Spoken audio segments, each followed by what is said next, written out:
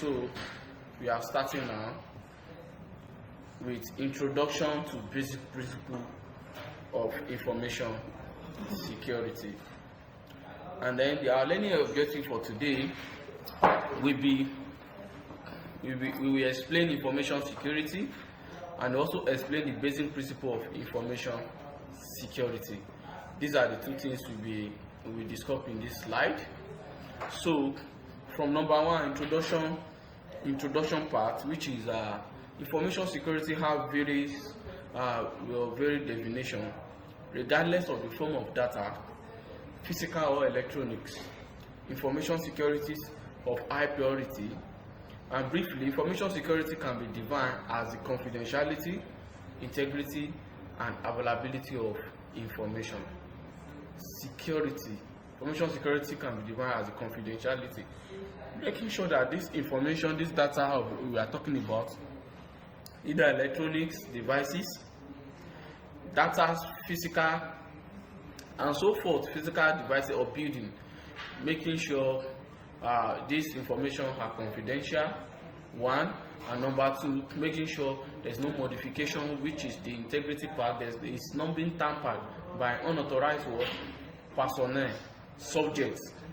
And number three, availability of this information we are talking about that we are protecting. Make sure that anytime we need it is being available. To make sure that it is available, this is what we call information security. And these three aspects seem abstract, yet they are the fundamental goals of information security, cybersecurity, and they are commonly referred to as CIA, which is CIA of what? Information Security Triad. Any question? What's the full meaning of the CIA? Confidentiality, integrity, and availability. That's the meaning of CIA. The C means confidentiality, while I means integrity, while A means availability.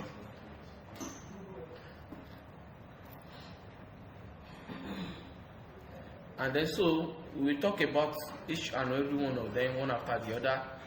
Now, when we talk about confidentiality, it refers to preserving authorized limitation on information access and disclosure, which include ways to protect personal privacy and proprietary data. When we are talking of confidentiality, it means that someone that is supposed to, a subject which is not authorized to have access to a particular information, did not have access to it. Making sure that unauthorized personnel does not have access to this kind of confidential information, classified information. Making sure that we limit the way we limitation of unauthorized users to have access to it, blocking every loophole for unauthorized users, unauthorized subjects to have access to this information. Now, if Mr. What's your name, sir? Mr. Boris, and you, Victor. Mr. Boris is giving access to a particular information, and Mr. Victor now have access to it, have access to the same information which Mr. Victor is not authorized to have access to. There is breach in the confidentiality. Mr. Victor can only have access to this information based on security clearance if he is authorized to see this information, to have access to it. Now, number two, let's talk about integrity. Integrity protects against inappropriate modifying and deleting of data, and also safeguarding information authenticity. When we are talking of authenticity, which means it's being intact, the way we leave it is there, no modification by unauthorized subject, unauthorized users. Now, if Mr. Victor is not allowed to modify a particular information and he modify it, tamper with it, which means there is breach in what? In the integrity of a particular in information security. Protecting against it There's no modification, not tampering, not editing. Are you with me? That's what we call integrity. Let's talk about availability. Mandate timely and reliable access to and usage of data. Here we are talking about making sure this information we are talking about is available in due time. When we need it, is what is available. That is what availability is talking about. Now let's talk about repudiation, non-repudiation. Now, non-repudiation take care that a transfer data has been sent and received appropriately as claimed by the sender and receiver. These acquired through digital signature, timestamp, and other confirmation solutions. Let me break this down in a layman standard. Non-repudiation means that if Mr. Boris send information to Mr. Victor, and Mr. Victor will not be able to deny that he did not receive this information, and Mr. Boris will not be able to deny that he did not send this information. That is what non-repudiation means. We use digital signature, timestamp, and confirmation solutions to verify this claim. This non-repudiation also means every task you perform, maybe in your bank account, you perform a particular transaction. Later you come that you are not the one that perform it. Log your transaction and everything. Your bank account statement will prove that you performed this transaction, that your money did not disappear. Everything you do is being logged, which will also prove that you perform so transaction. Are you with me? So this is an example of non-repudiation, for you not to be able to deny that you perform a particular transaction or tax. That is non-repudiation. Hope you understand. Now, let's talk about the CIA confidentiality, integrity, availability, hence refers to as CIA, is the most commonly used benchmark to evaluate information security. CIA is a yardstick every time an IT group install or update any software or application on a server. Every time data is transferred and when a database is created or access is given to the data set, and CIA must be incorporated. Every time a data is being transferred, or is either in transit when you are sending it, or is not in transit, which is at rest, in storage, CIA must be the confidentiality, integrity, and availability must be incorporated in anywhere, anyhow the information is. Now, this is information security. This is the funnel of information security. These three must be incorporated into information security. The end user or customers of data needs to be acknowledged about what CIA definition, ensuring confidentiality, integrity, and availability. To guarantee information security is done using methods such as prevention and detection. Now, we have prevention, we have detection. Number one, take appropriate action against intrusion to avoid it. And in detection, intrusion are reported and notified to administrator who take distinction. In prevention, this with the ability to block or reject any changes in data. In detection, discover and correct the lapses that were not prevented. That's what detection. And prevention again, it uses methods like user ID and password to prevent intrusion. To have access, at least for you to have access to your bank account, you use your username and your password to have access. That is for prevention. And detection also use methods like audit trail to find suspicious activities for intrusion. Audit trails. What you do, step by step of what you do, that's what we call audit trail. Everything you do there is being recorded. That is how we dictate. Any question in this area? Setting CIA standard depends on exclusive situation.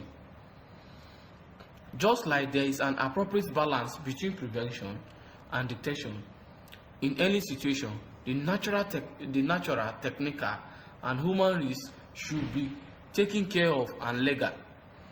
Professional and other standards are used to govern how the CIA standards are set. There are different mechanisms to ensure CIA, and they are as follows. Now, the number one, we have firewalls. To implement this CIA, confidentiality, integrity, and availability, you can implement those firewalls.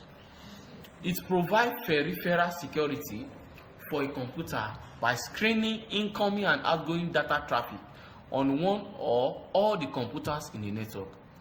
They set rules on data received or sent.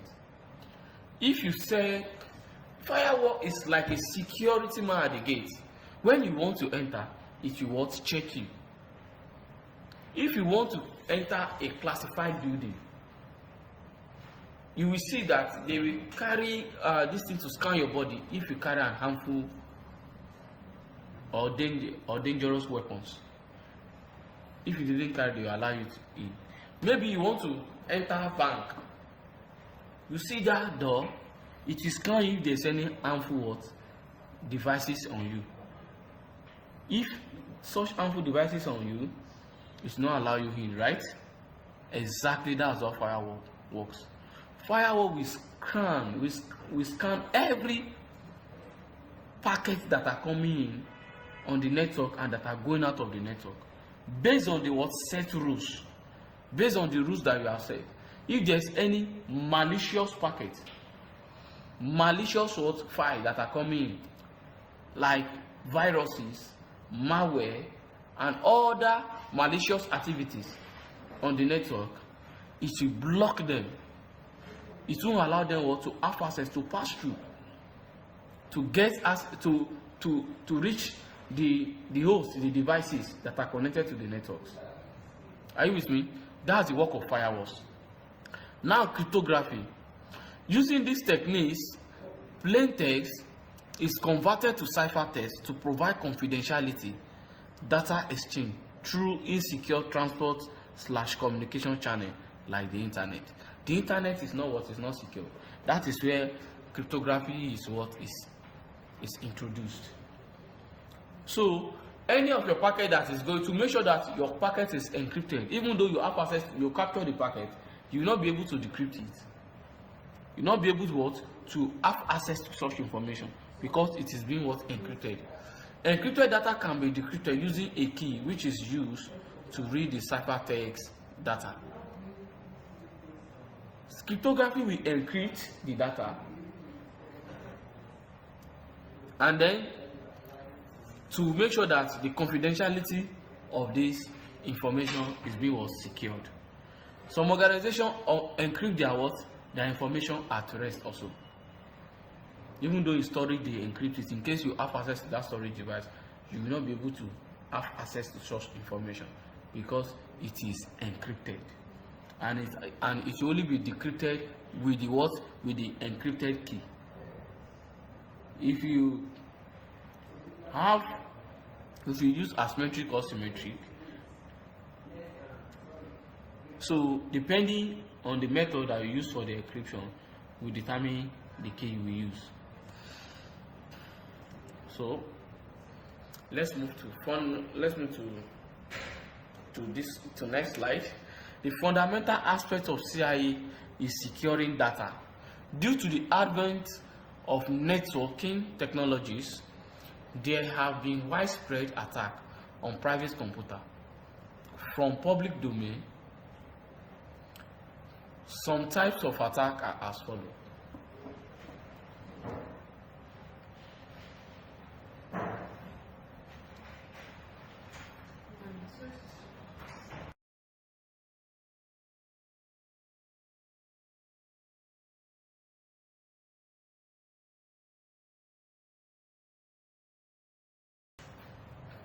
So let's continue. These are some types of attacks are as follows. We have hacking or intrusion, having access to someone's system. Intrusion, which is obstructing, disrupting operation, business operation, organization operation, services. Number 2, viruses and worms. I know that you heard of virus. This will destroy your file, scatter everything on your file. Once we totally destroy the file, that you'll not be able to recover it back. And we also have Trojan horses. Trojan horses, the way Trojan horses work, who has watched Troy movie here? Troy movie. Trojan horses, they will give you a particular packet, and there is a hidden packet inside. It can be worms, ransomware. Once you install it on your system, it will install and it will start scattering your what. It can create a backlog for someone to have access to your system without you noticing, and so on and so forth. And also have spoofing, masking someone's identity.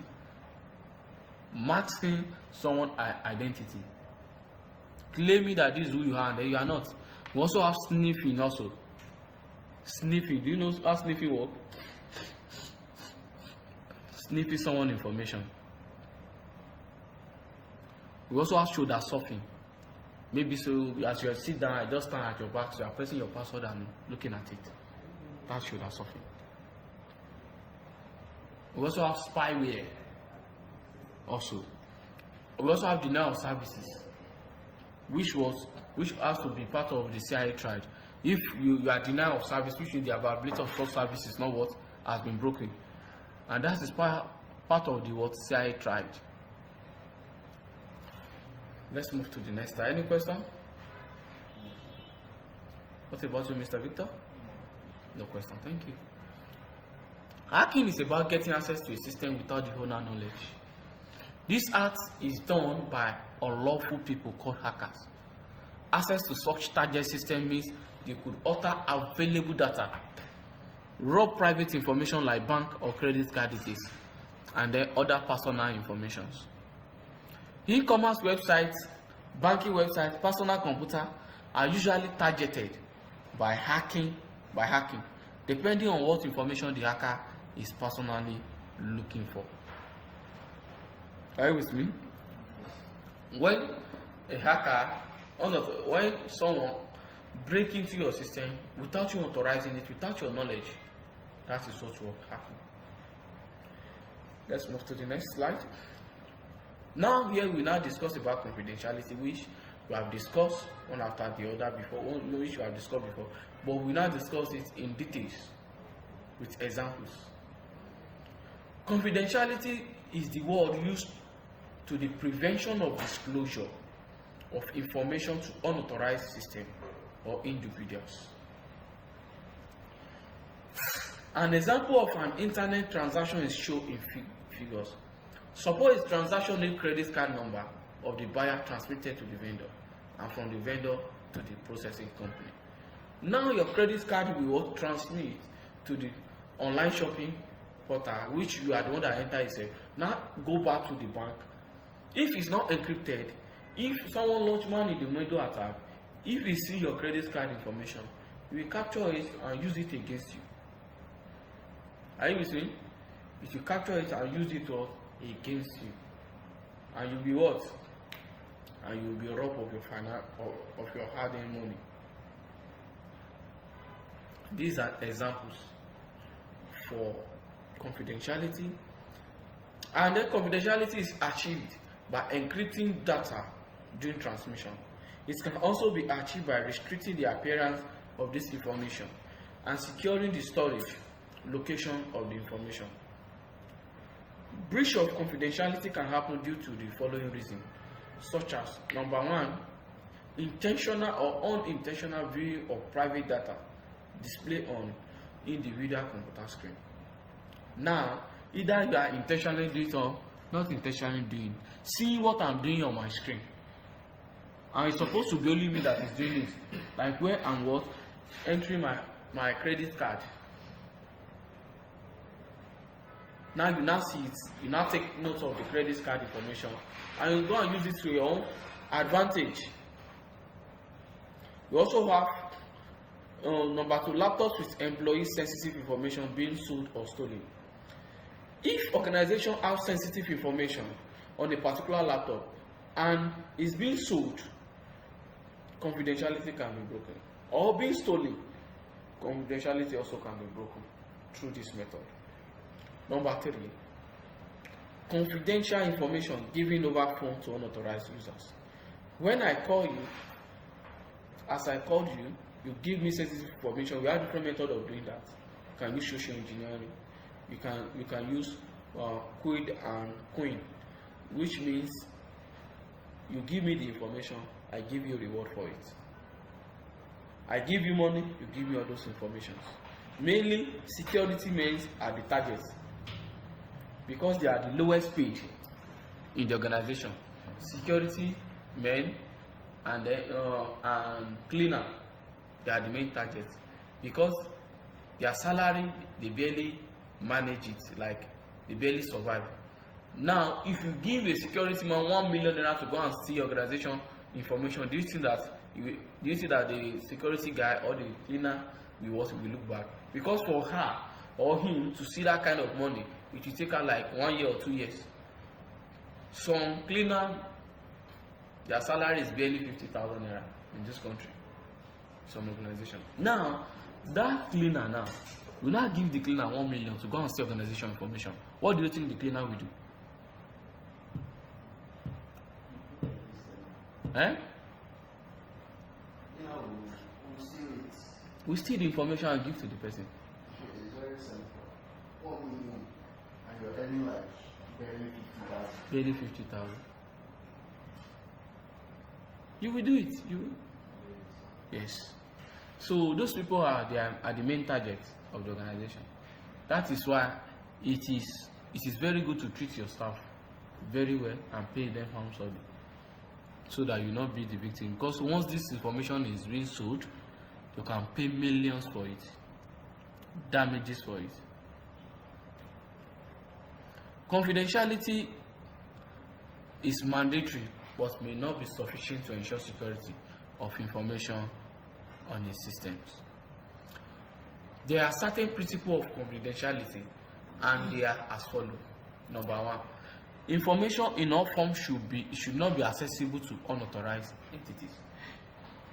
If you are not the users, if you are not using this information, you should not have access to it. If you don't need this kind of information to perform your daily activities, your daily tasks, you should not have access to it.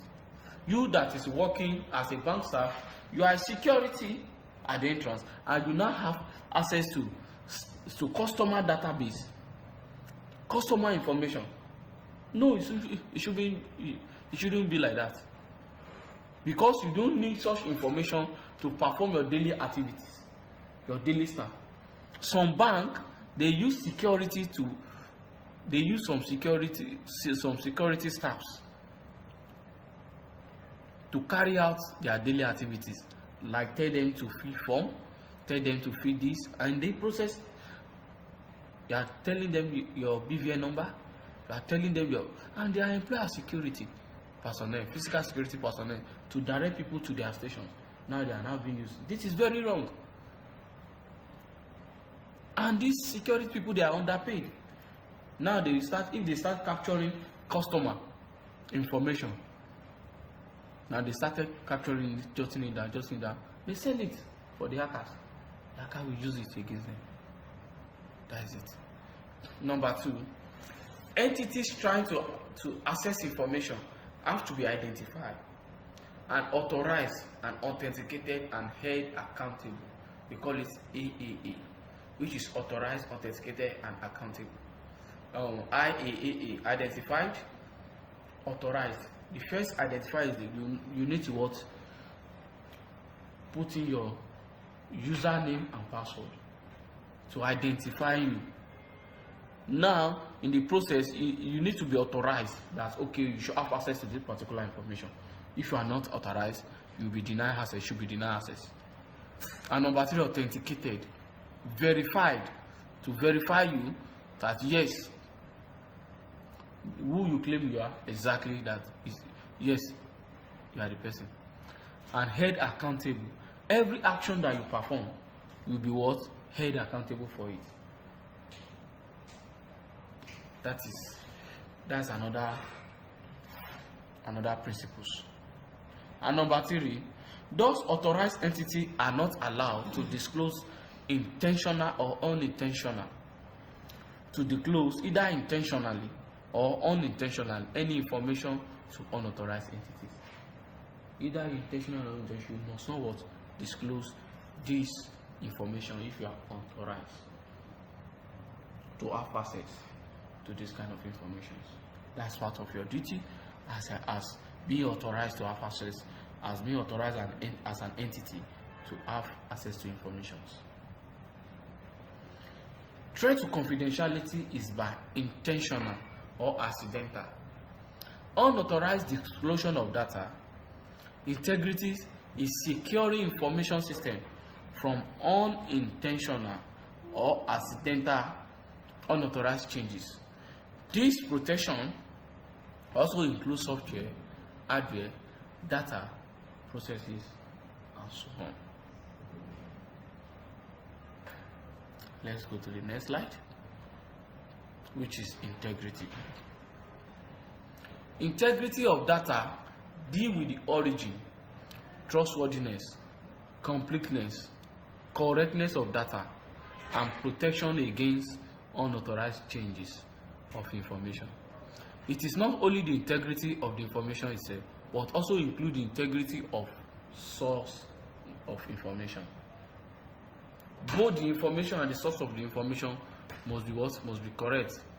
We need to make sure that their integrity are intact. They are not modified. They are not changed.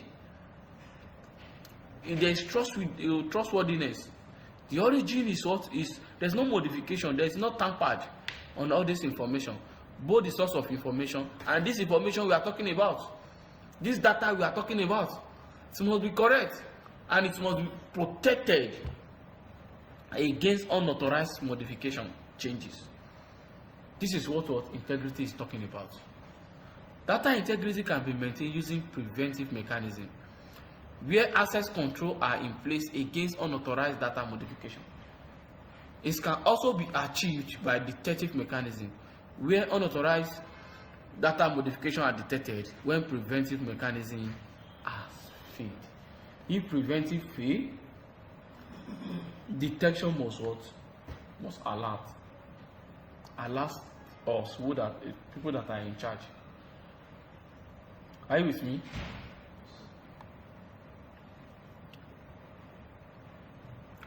Example of integrity violation are as follows. An employee changing his salary number on payroll database. This is a violation of integrity. Number 2, maliciously destroying a website. This is another integrity violation. Casting wrong number of votes on online polls. And then number 5, changing data files, which you are not authorized to do so. Virus attack on computer, because the virus will change the content, the data, or also destroy this information. Number 7, accidentally typing wrong information in an online form. That is also what? Integrity violation also. Information security groups has the job of figuring out ways to install control to prevent error of integrity. Hope we all understand integrity and confidentiality now. Now these are the principles of integrity. They are as follows. Number 1, unauthorized users make no modification. If you are not authorized to change, edit, modify a particular system, you should not do so. Number 2, internal and external consistency should be maintained on the system. It should be what? Maintained. Internal and external consistency. It should be checked, monitored. And then number 3, if even authorized user makes no unauthorized modification, if you are authorized to modify a particular file, you must also be authorized to change it when due time. Threat to integrity is by unauthorized data changes by authorized and unauthorized entities, and posing as a trusted origin of information. Let's move to the next slide. Availability. On any information system, information must be available when it is required. Hence, systems that are used for storage and processing of information, protection, controls, use for security, and transmission paths, used for access, should all be rightly functioning. The goal of high availability system is to be accessible 24/7, 365 days, in spite of hardware failure, system upgrade, power outage, making sure of availability of data prevent denial of service attack. Now in Port Harcourt, since yesterday after the rainfall, there's no light, right? Who have light in this area? You have light? Everywhere. Yes. Yes, the issue comes from the power station. Now, should we say because of this, there will not be availability of service from the bank? From other services? No. In spite of power outage, there must be decided. That's why the power generator. Now, there's no light. Now, at our office, we have light because we are using generator to power our electricity here. In spite of anything that will happen, availability of such services must be available 24/7, 365 days, and we should also prevent denial of service attack also. And so on. These are the kind of things that we are talking about here. And then let's go to next slide. Threats against availability of data are called DOS attack. Disaster. We are talking of disaster. It can be man-made disaster or natural. When we are talking of natural, we are talking of hurricane, we are talking of all these storms and so forth. You have many of them. These are natural disasters. Erosion, flood take over a particular building. Now it may affect the availability of such services. And then whether natural or man-made affect availability, they may also affect confidentiality, integrity of data. Hence, disaster recovery drill and business continuity plan are very essential to reduce impact. Along with DOS, loss of data and loss of computing ability caused by threats are issued against availability. These are the issues we have against availability.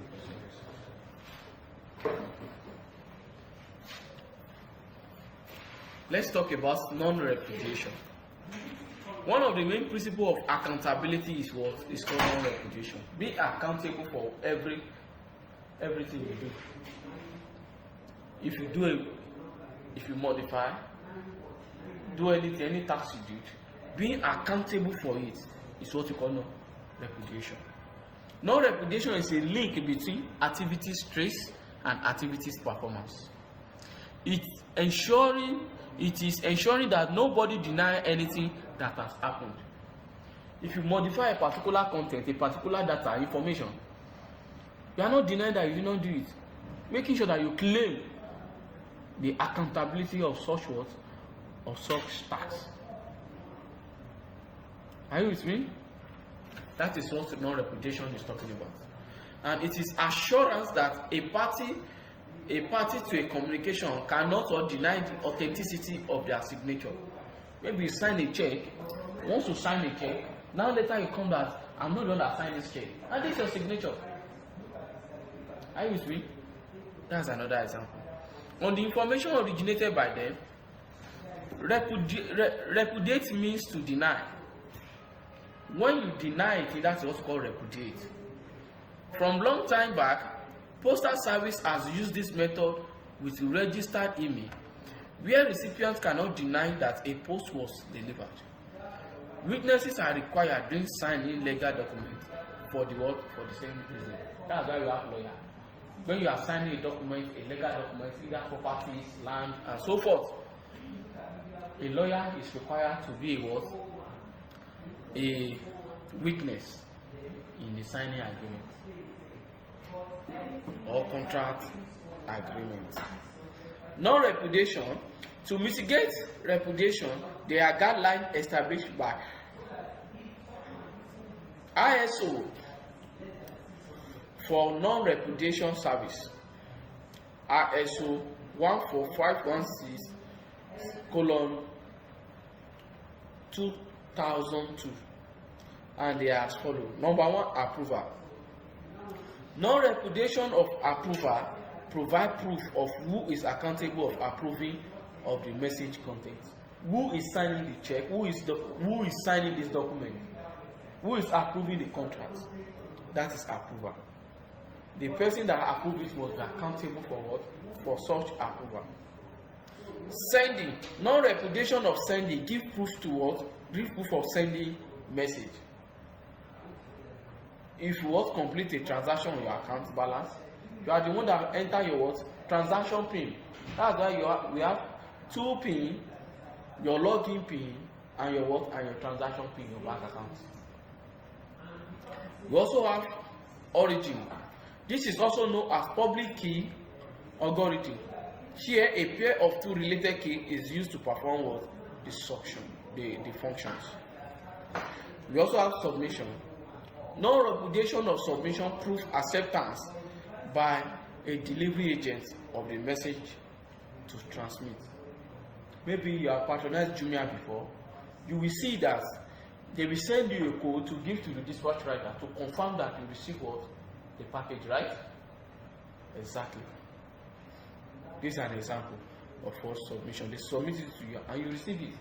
So tomorrow you will not say that the dispatch rider has not delivered my package for me.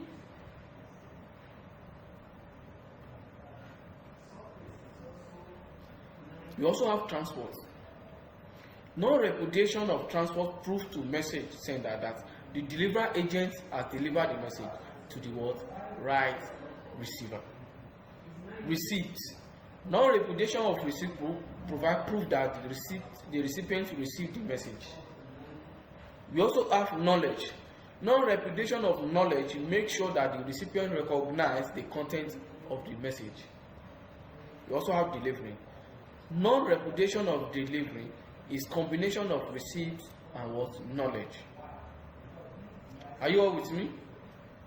So, non-repudiation is in information security context with cryptographic method differ from non-repudiation in legal context. In legal context, an alleged signatory to a paper document can deny making claim like forging, fraud, undue influence by third party, and so on. We are talking of undue influence. Maybe you are being arrested and said that you must sign this document or else you die. And so forth. And forgery signature also exists, and so forth. Now let's talk about security architecture. Security architecture is all about information system architecture. From a security viewpoint, it helps and supports functional system architecture by giving input on security measures to be incorporated into system architecture.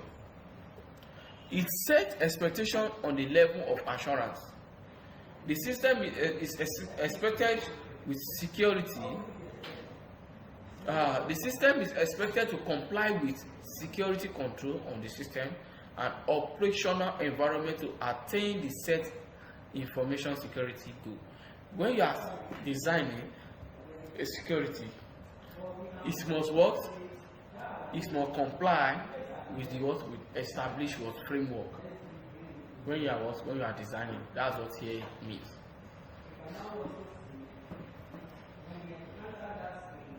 This is the summary of today's class. and we have recorded everything. We talk about basic principle of information security. We talk about confidentiality, integrity, availability, non-repudiations, and then we also talk about CIA, which must be addressed anytime the IT install a software, application, computer servers, create a database, provide access to data or information. CIA can also be ensured with many methods like firewalls, providing perimeter protections for a computer system, cryptography, converting plain text to cyber text, which is encryption of data. And then we also have hacking.